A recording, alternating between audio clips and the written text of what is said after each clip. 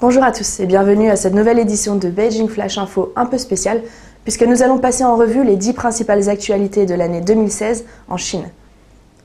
L'accent cette année a été mis sur la lutte contre la corruption, particulièrement lors de la 6e session plénière du 18e comité central du Parti communiste chinois, qui s'est tenue à Beijing du 24 au 27 octobre dernier.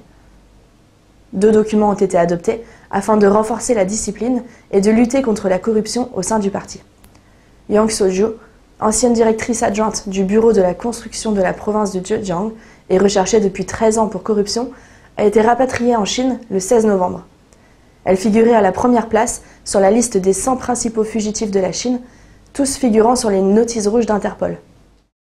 Par ailleurs, le domaine spatial a connu des avancées, notamment avec le lancement de la fusée Long March 7 dans l'espace le 25 juin dernier, suivi en septembre par le lancement du laboratoire spatial Tiangong 2.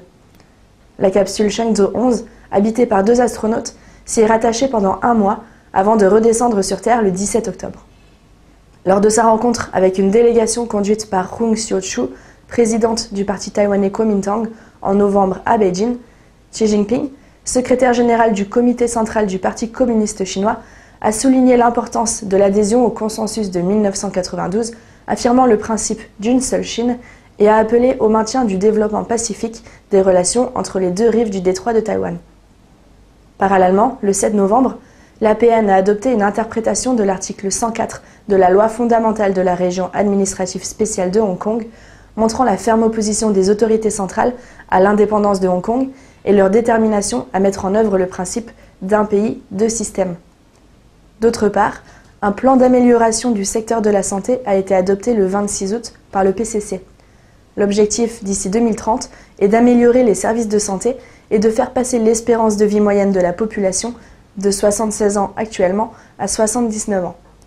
Une autre amélioration a été portée dans le secteur des œuvres caritatives, puisque la première loi pour lutter contre la corruption et la mauvaise gestion des fonds a été votée au mois de mars. Quelques mois plus tard, les 4 et 5 septembre, s'est tenu le 11e sommet du G20 à Hangzhou, lors duquel ont été abordés les principaux enjeux mondiaux. À Beijing, lors d'une cérémonie d'inauguration, le 1er février, Xi Jinping a remis des drapeaux militaires aux hauts gradés des 5 théâtres d'opération, dans l'objectif de construire un système de commandement de combat conjoint efficace.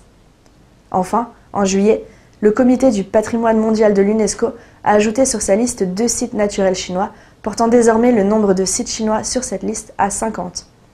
Voilà, c'est tout pour aujourd'hui, merci de nous avoir suivis et à bientôt.